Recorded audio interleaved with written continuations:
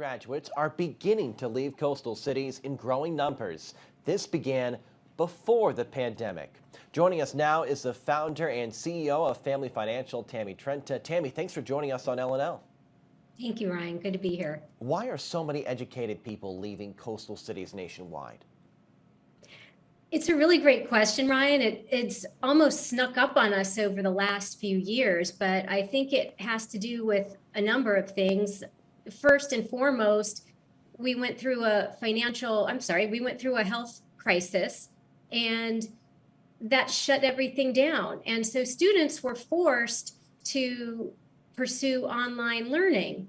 And I think at some point, especially those with lower income, in the wake of insane inflation, not just with normal day-to-day products, but certainly with college and the amount that college costs, it really makes you wonder if you're getting that return on investment. And so when you've got many of the more expensive colleges that are on the coast and you can really attend school online, we have more remote online opportunities than ever. I think people are taking a closer look at that. And research shows the educational advantage for these coastal cities is eroding. What does that mean? Another good question. So let's just call it the last 50 years, you would go to high school, attend college, and get a job.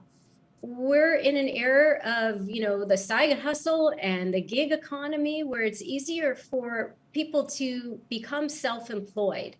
And when you're comparing entry-level jobs with what you can earn as an Uber driver, I think investing in the education, you've got to determine if it's worth it. In addition to that, there's so many other remote online learning opportunities that if you know what you want to do and you have a specific focus, maybe you give up the college experience, but you're still learning the information you need to know to do your job. That's really informative. Now, this pattern seems to benefit cities like Phoenix and Atlanta, not next to the coast, but still these big metropolitan areas. Do you think this trend will continue? I absolutely think the trend is going to continue.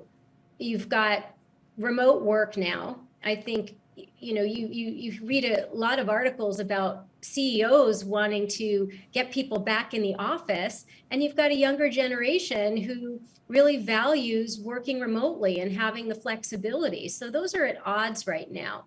You even see tech companies who were on the coast moving to places that don't have state income tax, like Texas.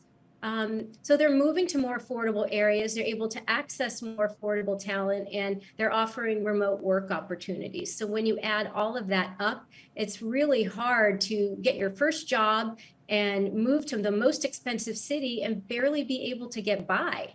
Yeah, it's understandable. Well, cities like Phoenix and Atlanta, like New York, Chicago, and LA are all very beautiful and mostly nice places to live. Joining us was the founder and CEO of Family Financial, Tammy Trenta. Tammy, we thank you for your time. That's a lot of great information. Thank you, Ryan. Big thanks to Tammy for her wonderful info. You're watching Local News Live. We'll be right back.